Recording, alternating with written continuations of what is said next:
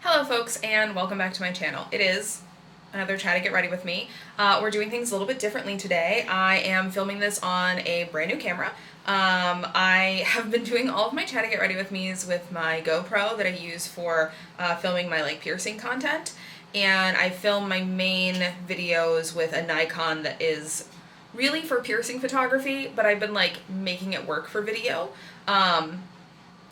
The making it work part of this equipment has not really been working, so I have finally invested in a camera designed for vlogging and filming, and we are testing it out today. So girlfriend, I just got back from BMXnet and I've been gone for 2 weeks, and girlfriend is having a lot of feelings about me being home. Girlfriend! She missed me. So yeah, we're testing it out today, and I'm excited to see how this footage turns out and how this goes. But yes, a little bit of a chat to get ready with me. I had a bunch of topics I was going to talk about for this one, and then I completely changed my mind literally last night because I got a bunch of comments on Facebook and one or two on TikTok of people being like, Lynn sucks as a content creator, and I don't like them because they hate everyone who's not an APP member, and they are an elitist, and they're just the worst. And honestly, kind of feel like getting that comment is a little bit of a badge of honor in the piercing industry, but also very ironic. So let's get into it. Do I hate everyone who's not an APP member?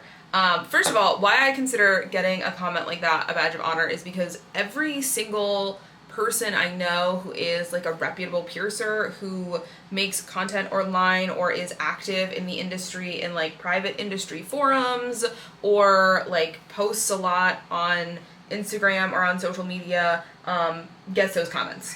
Every single piercer I have ever looked up to or followed or admired in my career and in my lifetime, I have seen get that comment. So the fact that I am at the point in my career where people are leaving that comment to me is wow, am I making it? Am I doing the thing? This is crazy. I feel like you don't really talk about or educate about safe piercing and piercing standards and piercing quality without eventually running into getting these comments. The reason why I think it's ironic is I think the Association of Professional Piercers is an incredible health and safety organization that does a lot to keep clients safe and to create minimum standards for safety in our industry. The people who work for the APP, the board members and the committee members, work tirelessly communicating with organizations like the ASTM and the ISO to set forth minimum standards for materials that we're putting in people's bodies. They are constantly reviewing new research and new studies and new science and new understanding so that we can apply it to how we prep the skin, how we disinfect things in our studio, how we keep ourselves safe as piercers. They're constantly putting out new literature about new safety standards and keeping the industry abreast of changes happening in medicine and science and metallurgy.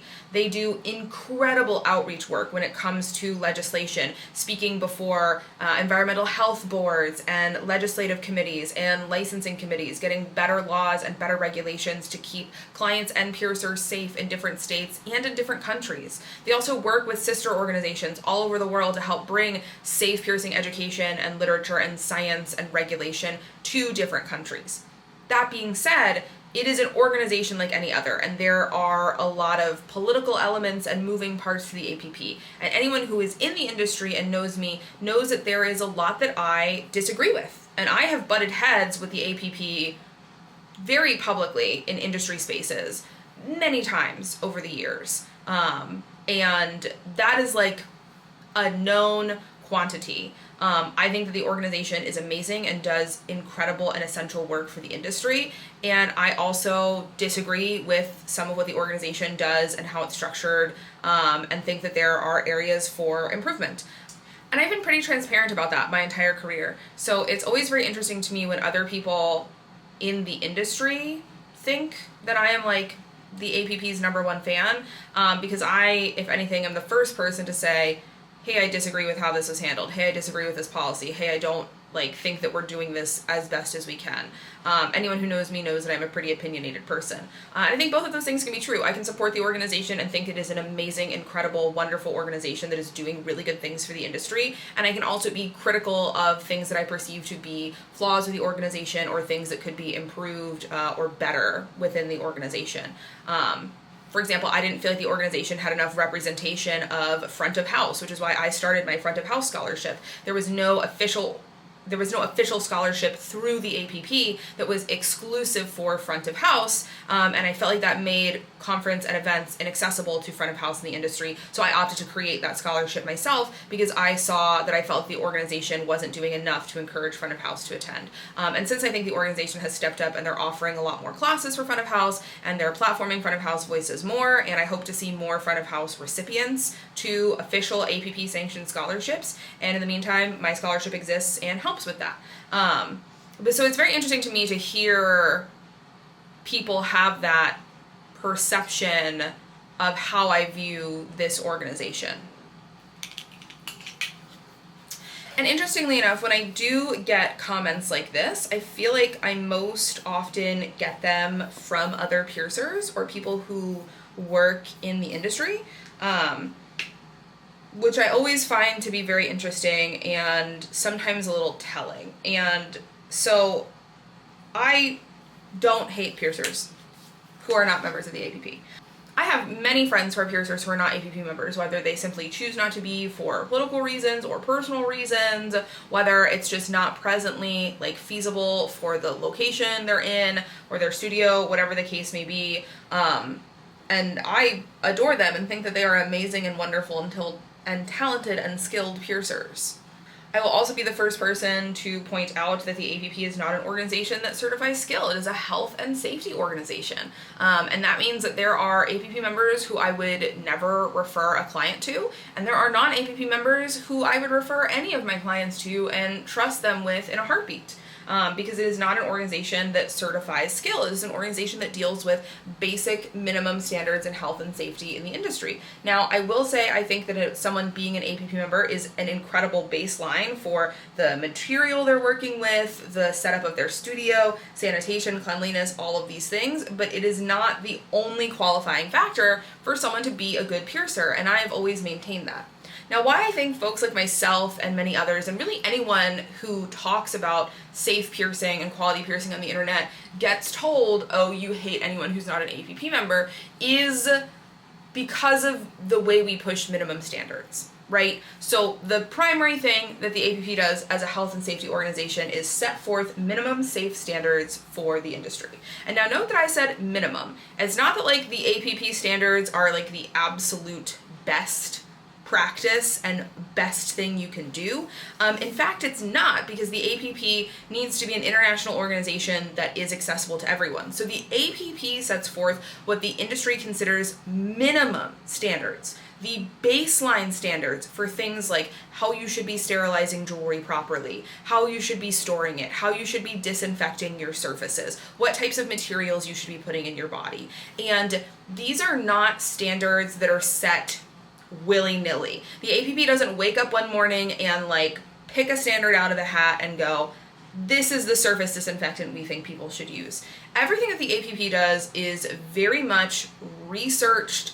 They consult with other organizations like the ASTM, like ISO that do material testing. They work with doctors and health inspectors and legislators to understand surgical guidelines and disinfection guidelines and machining guidelines to create these standards. And at the core of what the APP does, it's trying to keep people safe. It's trying to keep clients safe. It's trying to keep piercers safe. It's trying to make this industry safer so people don't deal with infections and allergic reactions and, cross-contamination and spreading things like staph or MRSA or, God forbid, bloodborne pathogens through the practice of piercing.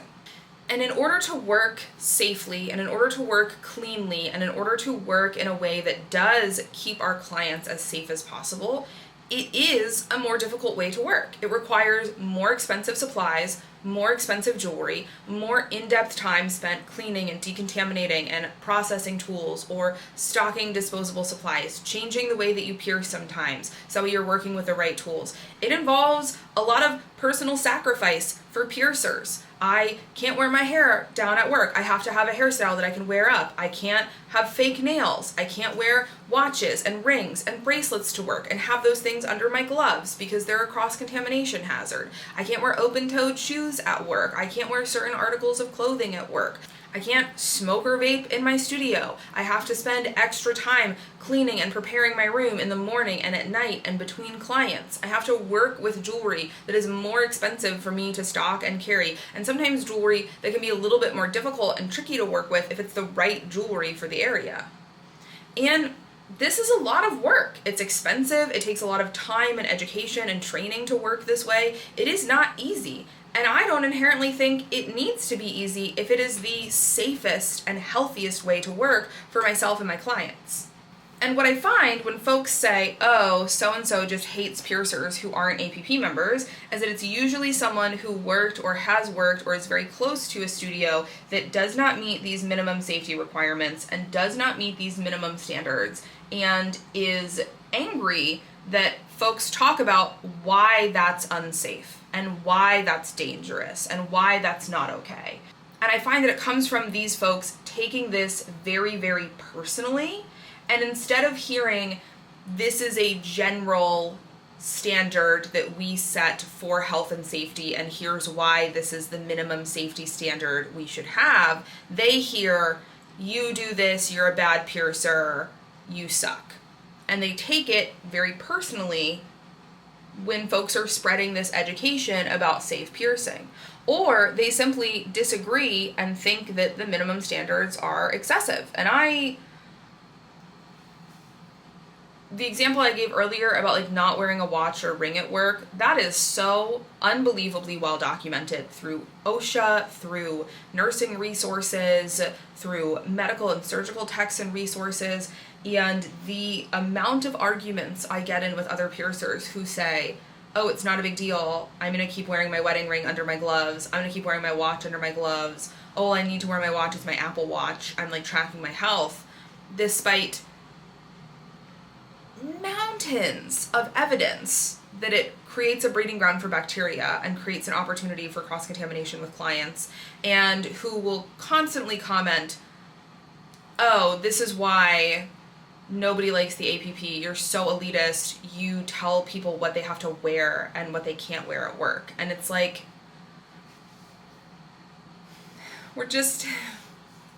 there's like so much literature about the spread of bacteria. If you're wearing these things under your gloves, we should be bare from the elbow down so that we can keep our clients safe. And so that way we don't spread bacteria to our clients. And I think that's very reasonable if there's the science there to back it up and if there's the medical evidence there to back it up. But I do think people take it very, very personally. Now, to an extent, I can understand why, because many piercers, myself included, have a pretty low tolerance for folks who are knowingly doing really dangerous stuff. You can definitely scroll back on my TikTok feed and see like many stitches where I have seen piercers doing just incredibly dangerous things and incredibly unsafe things. And I have responded to their videos or their posts or their comments, calling them out for dangerous and unsafe practices. I mean, there was just a video on TikTok of a man who pierces by puncturing his glove with the needle and with the jewelry and letting the needle and jewelry sit against the bare skin of his hand in his glove and like grabbing a client's tongue and then taking the needle that is in contact with his bare hand out from this hole in his glove and piercing her with it. And yes, I made a video response to that saying, this is unsafe, this is dangerous, you should not be doing this, this is not acceptable. right? I've gotten into it with jewelry manufacturers who make jewelry out of really low quality materials or lie to clients about what they're selling them. I recently got into it with a small maker who was lying about the material and quality of the pieces that they were selling, labeling things as gold and silver when they were plated and coated, and people were having allergic reactions to these things because they weren't properly listed as gold plated. And in the comments, this person was like, well, I'm a small business, I didn't know any better, you're bullying me and being negative by pointing this out.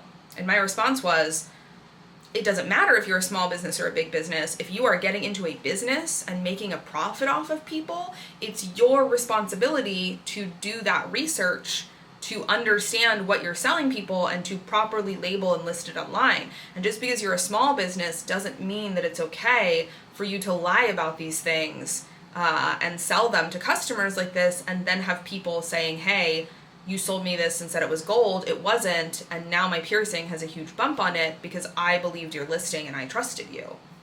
Now, I do think it would be ungenuine of me to make this video without acknowledging that the piercing industry, particularly quality piercing, does have a problem with brutal honesty or blunt honesty, and I say this as someone who definitely had that problem in the past, and still I feel like sometimes struggle with it even today, where when I was a younger piercer and I would see someone else post like a knowingly bad piercing, like very crooked, very poorly placed on someone's anatomy, not the right jewelry, not the right size, not the right anything, I would comment and I would not be kind. I would be like, this is wrong, you shouldn't be doing this is unacceptable, you can really hurt someone with this, like you should be ashamed for doing this way when you know better, like this is not safe, you need to take a step back from offering this particular piercing and do some research and do some education before you really seriously hurt someone. And I would certainly not be kind in my way of doing that. And at the time, it came from a place of wanting to protect clients and caring about the industry, and a frustration in seeing clients in my piercing room all of the time with these poorly done piercings, with these scars, with these problems, and with my own struggles with poorly done piercings and scars and problems that never heal. And allowing that personal frustration and personal hurt that I have experienced and that I see from my clients to come out directed at these piercers. And even though it came from an intention place of loving and caring about the industry, very often brutal honesty is more concerned with brutality than it is with honesty. And as I have grown up and as I have gotten wiser and as I have learned emotional regulation skills and coping skills, I have realized that that is not the most effective way to get the message of safe piercing out. If I see someone doing something really dangerous or harmful, I do believe it is still important to call that person out and let them know that what they're doing is dangerous and harmful. But these days I try and do so in a way that is more neutral and educational than harsh and scathing. And I do think the industry, especially younger piercers, struggle with going through this phase where you feel you just love the industry so much and you're so passionate about the industry and you feel so strongly about it, and you see these other piercers doing bad work and not caring about clients' anatomy and not caring about the jewelry they put in people and just doing really dangerous and unsafe things. And you also see clients in your studio all of the time who are having problems, who are upset, who have scars, who have bumps, who come to you and they cry to you and they're emotional with you. And it is really hard not to kind of want to go on this crusade of righteousness out of wanting to protect clients and stand up for clients and make it so you don't have to see people upset and hurt and injured like this on your piercing chair anymore. And a colleague of mine many years ago at Eduardo, when I was venting at him about this, was like, every young piercer goes through this stage, and in 10 or 15 years, you'll be a lot more chill about this. And I was like, there's no way. I'm never gonna not get super heated about this. And now it's 10 years later, and now I don't get super heated about it anymore. It still makes me sad to see, it still upsets me, and it still hurts me, and that's why I make the content that I do, but I don't have the same anger and hurt and fire in me when I approach these interactions. And I realize if I just yell at someone and tell them that they're a fuck up and they're doing things wrong, people are probably not gonna listen. to that. People probably aren't going to learn from that or be receptive to that. But I can find a more polite and still educational way of saying, hey, this is really not what we should be doing. This is unsafe. Here's why. Here's what you should think about. So I do think to a certain extent, because so many young piercers and quality piercers do just care about this industry so much and do get very heated and very motivated when we have these interactions, that does kind of push some people away from wanting to see the benefit of quality piercing and safe piercing and see the like good elements of it that we're trying to share and talk about it. But I also think that a lot of it comes from folks taking these minimum standards and this like minimum safety set forward very, very personally if they are not currently able to meet those standards, rather than seeing that that is, you know, the minimum standard and seeing that that knowledge exists out there and say, okay, I'm not currently doing this, but now I have the fire in me to get to this level. Now I'm going to make it a point to change how I disinfect things, change how I wear my gloves, change the jewelry I carry, change the way I pierce, because I really care about this industry and I want to be the best I can and the safest I can, and I'm not currently doing that. I think for me, the other thing that kind of makes me laugh when people are like, oh, I think Lynn hates every piercer who's not an APP member, is this right here is my YouTube and my blog and the content that I create and the stuff that I put out there. If I truly hated every piercer that was not an APP member, I would not share education the way I do. I would not write my blog and make videos that are targeted towards piercers, trying to share education and share resources and share knowledge and help people offer safer piercings and better piercings and learn and grow. If I really hated every piercer that wasn't an APP member, I would just not even talk to them, not make content for them, not communicate with them, not share knowledge or education or resources with them. And if anything, most of my content and most of my stuff that is directed towards piercers is for piercers who aren't currently APP members. You know, I'm out here writing about how to use indicator strips and spore tests if you haven't been properly testing and maintaining your autoclave. An APP member doesn't need to know how to do that. That's already a membership requirement. But someone who's not an APP member and maybe didn't get taught proper sterilization maintenance and sterilization practice in their apprenticeships do need to know that. And that's the person that I want to help with the knowledge that I have, right? Like if I hated non-APP members, I wouldn't have primarily non-APP members as the people who shadow me at my studio. You know, I do 1 to 2 shadowing slots a month depending on my travel schedule and my work schedule, and the vast majority of the folks who come to shadow me are not APP members and not currently working with quality jewelry and didn't have a good apprenticeship, and they're coming to shadow me to fill in those gaps in their knowledge. And I don't charge for shadowing. I try and make the process as easy as humanly possible. I go above and beyond for my shadows to try and, you know, get them out here and get them the information that they will benefit from during their visits. I stay in touch with a lot of the people who come and shadow to me. One of my first shadows when I started doing shadowing at Laughing Buddha, I still text her like every week. I love the shit out of her. She's amazing. If you're watching this, Parker, we love you. Yeah, like if I hated non-APP members, I wouldn't put forth this education and this content to try and help them get to a safer level when it comes to their piercing. You know, I say it all the time. I answer every message I get on Instagram and on email and things like that. I'm not always the fastest. You know, I have it right on my website. Like, if you're not an in-person client of mine, please expect 48 to 72 hours potentially on a response to your messages. But I answer every message I get, and like obviously my in-person clients take priority, but when I'm going through those messages, if it's another piercer and someone who needs help with piercings, like that is something that I tend to give priority to, is like helping other piercers and apprentices and people in the industry learn and grow and become the best piercer that they can be. You know, I run my scholarship and I donate to other scholarships to help people attend conference, and the folks getting scholarships are usually not APP members. If I really hated non-APP members, I wouldn't give hundreds, sometimes thousands of dollars of my own money to helping them get to conference and get educational events and learn and grow as a piercer.